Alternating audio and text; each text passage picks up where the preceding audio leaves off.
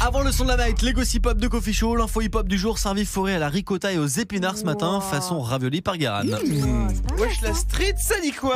Ça donne faim. Ça a envie de raviole, Petite mise à jour de ce qui s'est passé ce week-end. On a eu la journée internationale du droit des femmes, une journée avec peu de mobilisation de rappeurs, vu qu'il y a encore trop peu de femmes dans le game. En fait, c'est un peu comme la Gay Pride en Arabie Saoudite. C'est-à-dire que t'as pas une grosse mobilisation, une grosse commu. En tout cas, hier, l'événement, c'est Booba qui a sorti un son. Et ouais, c'est un bon vieux son de B2O qui s'appelle Caballero, qui est un mot qui vient de quelle langue? Espagnol. Aucune. Ça ressemble à non, c'est en espagnol c'est caballero, en italien c'est cavaliere. Et en portugais, ce serait cavaliero. Ouais, j'ai regardé sur Google. Et ça me fait plaisir de voir que B2O reste un gars de la street qui fait comme nous quand on va en Espagne et quand on croise une meuf, on lui parle en inventant des mots. Comme un gros galérien, genre qui reste une véros. Un petit véros des cocktailos, un truc comme ça.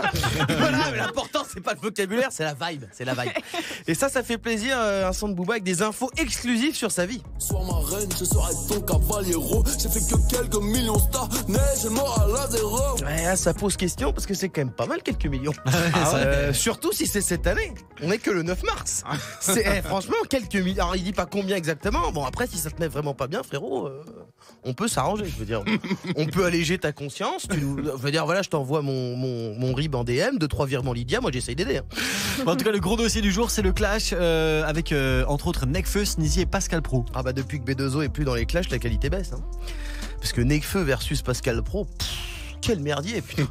En fait, c'est Sneezy qui a sorti un album et dans son son avec Nekfeu, Sneezy dit que les propos de Pascal Pro méritent une balle dans le cervelet. Alors évidemment, service public, je rappelle, on ne fait pas de menaces de mort.